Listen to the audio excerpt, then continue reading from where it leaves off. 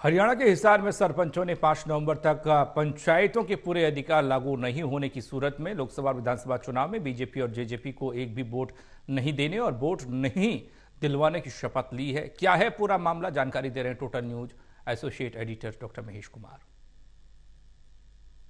चुनावी मौसम अब हरियाणा में आ चुका है और उसी के साथ अब फैसले की घड़ी भी सामने आ रही है। हरियाणा में सरपंच लगातार ई टेंडरिंग के खिलाफ अपने संघर्ष को, अपने आंदोलन को आगे बढ़ा रहे थे, लेकिन अब फैसले की तरफ ये सरपंच बढ़ते हुए नजर आ रहे हैं। दरअसल 5 नवंबर की तारीख पंचायत मंत्री देवेंद्र सिंह बबली के अपने विधानसभा क्षेत्र टोहाना में एक बड़ी रैली का आयोजन कर ये सरपंच अब शक्ति प्रदर्शन हरियाणा की गठबंधन सरकार के सामने करने जा रहे हैं। पूरी ताकत का एहसास यहाँ से ये सरपंचों की तरफ से सरकार के सामने करवाने की कोशिश की जाएगी। और खास बात यह भी कि विपक्षी दलों के सबसे बड़े चेहरे इसी रैली के मंच पर नजर आएंगे, यानी विपक्ष के साथ अब हरियाणा के ये आंदोलनकारी सरपंच खड़े हो चुके हैं। हिसार जिले में तमाम सरपंचों ने इसी एकजुटता को कायम करने की, इसी रैली को कामयाब करने की कोशिश की है और कुछ अहम फैसले भी लिए गए हैं। दरअसल एक शपथ इन सरपंचों की तरफ से ली गई है कि 5 नवंबर की तारीख से पहले अगर गठबंधन की सरकार पंचायती राज के तमाम अधिकारों को लागू करने के लिए तैयार है तो ठीक, वरना किसी भी सूरत में लोकसभा और विधानसभा चुनाव में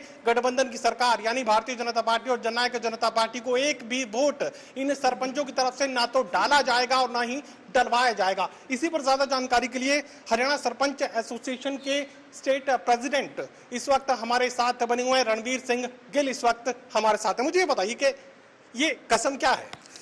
ये हमारी पूरे हरियाणा की पंचायतों ने एक शपथ ली है, अगर 5 नवंबर तक हरियाणा सरकार पंचायतों को पूर्ण अधिकार नहीं देती, जो हमारी मांगे वो पूरी नहीं करती, तो पूरे हरियाणा की पंचायतें 5 नवंबर को टोहाना में इकट्ठा होंगी और वहां से एक संकल्प लेंगे कि लोकसभा और विधानसभा चुनाव के अंदर इन लोगों के हम बिल्कुल खिलाफ जाएंगे और इन लोगों के खिलाफ वोटिंग करवाएंगे और इन लोगों को सत्ता से बाहर करने का काम करेंगे।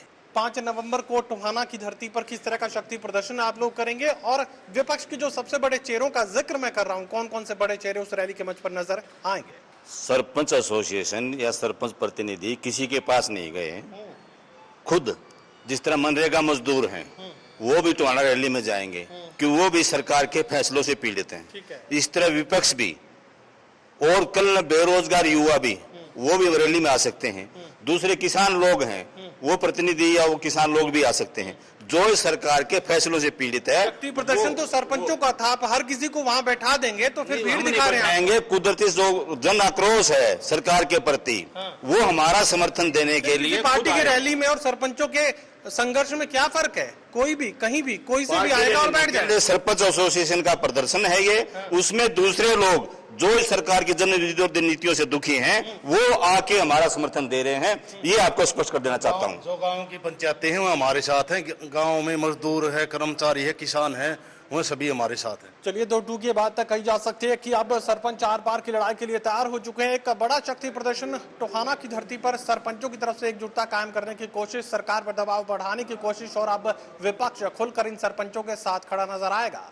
सहयोगी कमल के साथ doctor Mahesh Kumar, total news Hisar.